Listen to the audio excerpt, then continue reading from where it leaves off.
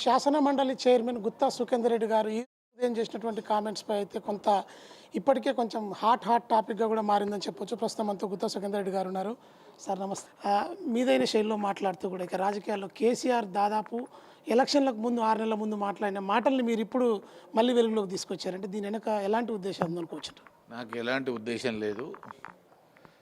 పాత్రికేయ మిత్రులు శాసన పరిషత్తులో 2 సభ్యుల డిస్క్వాలిఫికేషన్ మీద అడిగారు. తర్వాత ప్రస్తుతం బీఆర్ఎస్ పార్టీ పరిస్థితి, జరుగుతున్నటువంటి పార్లమెంట్ ఎన్నికలు, అదేవిధంగా గుత్తా అమిత్ పోటీ నుంచి ఎందుకు వెనక్కి తగ్గారు అనేటువంటి పలు అంశాలను మాట్లాడినారు.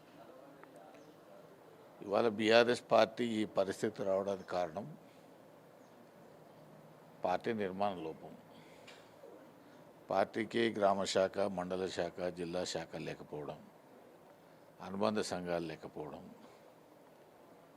అదేవిధంగా ప్రధానంగా 18 నుంచి 23 వరకు 5 సంవత్సరాల కాలంలో ఎమ్మెల్యే సెంట్రిక్గా రాజకీయాలు నడపడం,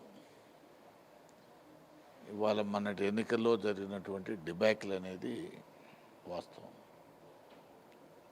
అయితే మీరు ఇన్ని రోజుల నుంచి ఉన్నారు కదా, మీరు ఎందుకు చెప్పలేదు అనేటువంటి అంశం కూడా వచ్చింది. ఎందుకనంటే ఎప్పుడైనా సరే నాయకుడు వినే పరిస్థితి ఉంటే చెప్పేవాడు చెప్తాడు. కానీ శాసనసభ ఎన్నికలకు 6 మాసాల నుంచి వారితో మాట్లాడడానికి, చర్చించడానికి, జిల్లా పరిస్థితులు చెప్పడానికి ప్రయత్నం చేస్తే వారి ఇంటర్వ్యూ దొరకలేదు. తర్వాత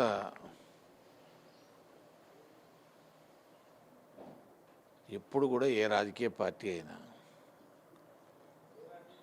ఎన్నికల్లో జయాపజయాల మీద సమీక్షలు ఉంటాయి. అది నియోజకవర్గాల వారికి ఉంటాయి, జిల్లా వారికి ఉంటాయి, రాష్ట్ర స్థాయిలో కూడా ఉంటాయి. ఒక ప్రాంతీయ పార్టీగా ఎప్పుడైనా సరే ఆ రివ్యూ చేసుకొని జరిగిన లోపాలను సర్దిద్దుకొని, ఒకవేళ సుఖేందర్ రెడ్డి తప్పు చేస్తే సుఖేందర్ రెడ్డిని నిలదీయడము, లేదా ఇంకో ఆయన తప్పు చేస్తే ఆయనను మందలించడము, ఈ రకంగా వ్యవస్థను నడపాలి. ఎవరో వచ్చి ఏదో చెప్తే అసలు మాట్లాడకపోవడం అనేటువంటిది, ఇంటర్వ్యూ ఇవ్వకపోవడం అనేటువంటిది చాలా బాధాకరమైనటువంటిది. అదేవిధంగా ప్రాంతీయ పార్టీలు, చంద్రబాబు నాయుడు, ఎన్టీ రామారావు నాయకత్వంలో చంద్రశేఖరరావు గారు పనిచేసినారు, మేము పనిచేసినాం. ఎన్టీ రామారావు గారు కూడా ఉదయం 4:30 నుంచి మొదలుపెట్టేది ఇంటర్వ్యూ. ఆయన కూడా సెక్రటరీలో కలిసేది. ఇంకా ఆయన కంటే ఎక్కువ మోర్ డెమోక్రటిక్గా చంద్రబాబు నాయుడు కూడా ఉండేది. అయితే మనకు ప్రాక్టికల్గా చూస్తున్నటువంటి సందర్భాన్ని బట్టి చూస్తే చంద్రబాబు నాయుడు 95లో ఎన్టీ రామారావు నుంచి అధికారం తీసుకున్న తర్వాత 99 వరకు బ్రహ్మాండంగా ఒక డెమోక్రటిక్ సిస్టమ్ నడిచేది. 99 తర్వాత జరిగినటువంటి రాజకీయ పరిణామంలో రెండోసారి అధికారంలోకి వచ్చిన తర్వాత ఆయనకు స్వశక్తితో గెలిచినామనేటువంటి నమ్మకం ఏర్పడిన తర్వాత ప్రపంచ బ్యాంకు విధానాలను అమలు చేయడం, వాటినే ప్రధాన అంశంగా ఎంచుకోవడం, వీటి ద్వారా జరిగినటువంటి పరిణామాలు 2004లో డిజాస్టర్ అయినాయి. ఎందుకో వ్యక్తులు రెండోసారి తన కాళ్ళ మీద తాను గెలిచిన తర్వాత కొంత పరిస్థితుల్లో, పరిపాలనా విధానంలో, పార్టీ నడిపే విధానంలో కొంత మార్పు వస్తుంది. అట్లనే టీఆర్ఎస్ పార్టీ కూడా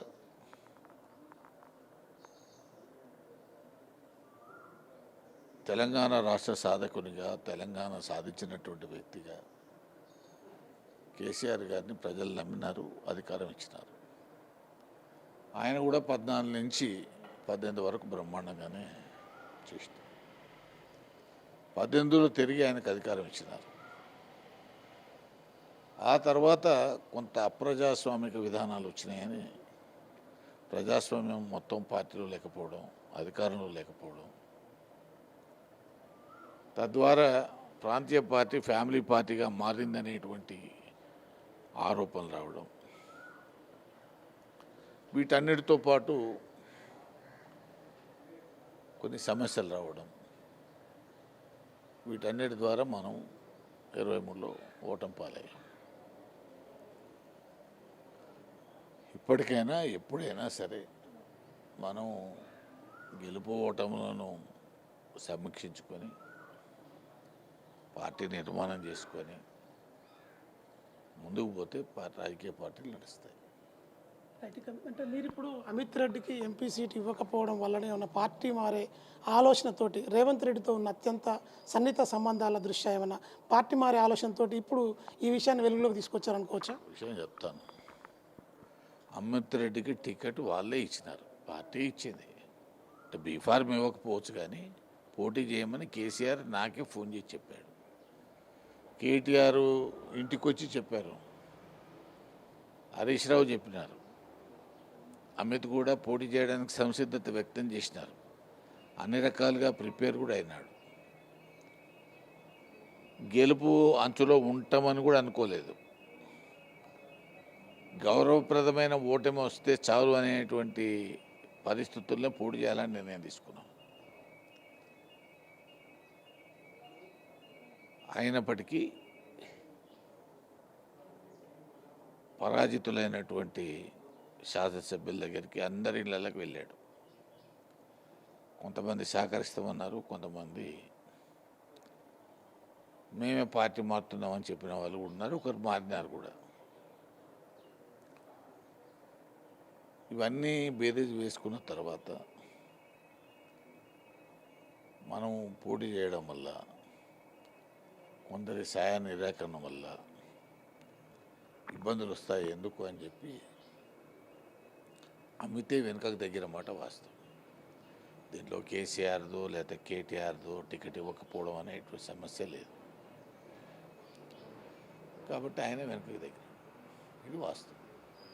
అంటే ఇప్పుడు ప్రజెంట్ అమిత్ రెడ్డి బీఆర్ఎస్ పార్టీలో కొనసాగుతూ కూడా ఎక్కడ కూడా పార్లమెంట్ ఎన్నికల ప్రచారంలో కూడా ఎక్కడ కూడా కనిపించడం లేదు. అంటే కాంగ్రెస్ పార్టీ మా పార్టీలోకి వెళ్ళే ఉద్దేశంతో అలా ఏమైనా జరుగుతుందా? కాంగ్రెస్ పార్టీలో ఆయన వెళ్ళేది లేదు, ఆయనకు ఆలోచన లేదు. బీఆర్ఎస్ పార్టీలో భువనగిరి పార్లమెంట్ నియోజకవర్గ సమీక్షకు పిలవలేదు, నల్లగొండ పార్లమెంట్ నియోజకవర్గ సమీక్షకు పిలవలేదు. పిలవనప్పుడు పోవడం అనేది సాధ్యం కాదు కదా. పోటీ చేయాలనుకునేటువంటి అభ్యర్థిని కలుపుకపోవాలనేటువంటి ఆలోచన జిల్లా నాయకత్వానికి ఉండాలి, రాష్ట్ర నాయకత్వం యొక్క ఆదేశాలు ఉండాలి. రాష్ట్ర నాయకత్వం ఆదేశాలు లేవు, జిల్లా నాయకత్వం పిలుపు లేదు. పోటీ చేసే అభ్యర్థుల్లో ఒక్క కేమ మల్లేష్ మాత్రం నకరకాల సభకు రమ్మని ఇన్వైట్ చేస్తారు, అంతవరకు మాత్రం వాస్తవం. మీరు రాజ్యాంగ పదవిలో ఉన్నత పదవిలో ఉన్నారు. కేసీఆర్ కంటే ముందు నుంచి కూడా ఎన్నో జాతీయ పార్టీలతో కూడా కలిసి పనిచేసిన అనుభవం కూడా మీ దగ్గర ఉంది. ఇంత సీనియారిటీ ఉన్న మీ దగ్గర కేసీఆర్ గత ఎన్నికల ముందు 6 నెలల ముందు అపాయింట్మెంట్ కూడా ఇవ్వలేని పరిస్థితి ఉంది అంటే దాన్ని ఎట్లా చూస్తారంటే ఇప్పుడు అప్పటి పరిస్థితి ఇప్పుడు ఈ పార్టీ దుస్థితి కారణం అంటారా మీరు? అది సుఖేందర్ రెడ్డి ఒకరికి ఉందా, మంత్రులకు అందరికి ఉందా, లేకపోతే ఎమ్మెల్యేలకు ఉందా, ఎవరికి ఉన్నది అనేది ఎవరి ఆత్మకు వాళ్ళకి తెలుసు. నాది మాత్రం జరిగింది కాబట్టి నేను చెప్తున్నాను. 6 మాసాల ముందు నుంచి అడిగినాను, స్వయంగా కూడా కలిసి అడిగినాను. కొత్తగా సీజే ప్రమాణ స్వీకారానికి వెళ్ళినప్పుడు అక్కడ వారిని అడిగినాను నేను, సుఖేందర్ మెసేజ్ వచ్చింది నువ్వు కలుస్తావని, నేను తప్పనిసరి పిలుస్తా అన్నాడు, అంతవరకే. కాబట్టి నేను ఆయన మీద ఇదేదో అపవాదం వేయాలనే ఆలోచన కూడా కాదు. వాస్తవాలు మీరు ఇవాళ మాట్లాడుతున్నా వాళ్ళు ఎందుకు చెప్పలేదు అని అంటారు కదా, కాబట్టి చెప్తున్నాను, లేకపోతే వేరే చెప్పాల్సిన అవసరం కూడా లేదు. ఇంకా తెలంగాణలో ఇప్పుడు ప్రజెంట్ నల్గొండ జిల్లాకు సంబంధించినటువంటి మంత్రులు ఉత్తమ్ కుమార్ రెడ్డి, కోమటిరెడ్డి వెంకటరెడ్డి 3 నెలల తర్వాత బీఆర్ఎస్ పార్టీలో ముగ్గురు తప్ప ఇంకా ఎవ్వరు కూడా మిగలరని చెప్తున్నారు. ఆ తర్వాత మీరు యాడ్ కామెంట్ చేస్తున్నారు, దానికి దీనికి ఏమైనా సంబంధాలు ఉన్నాయనుకోవచ్చు? దానికి దీనికి సంబంధాలు లేవు, వాళ్ళకి నాకు సంబంధాలు లేవు. దానికి దీనికి సంబంధం లేదు, వాళ్ళకు నాకు కూడా సంబంధం లేవు. చివరగా బీఆర్ఎస్ పార్టీ తరఫున ఇప్పుడు పార్లమెంట్ ఎన్నికల్లో మీ కుటుంబం తరఫున ఎలాంటి రోల్ ఉండబోతుంది? నా కుటుంబంతో నేను రాజకీయ పార్టీలకే సంబంధం లేదు. నేను ఏ రాజకీయ పార్టీకి ప్రచారం చేసేది లేదు, ఏ పార్టీ కండవ కప్పుకునేది లేదు.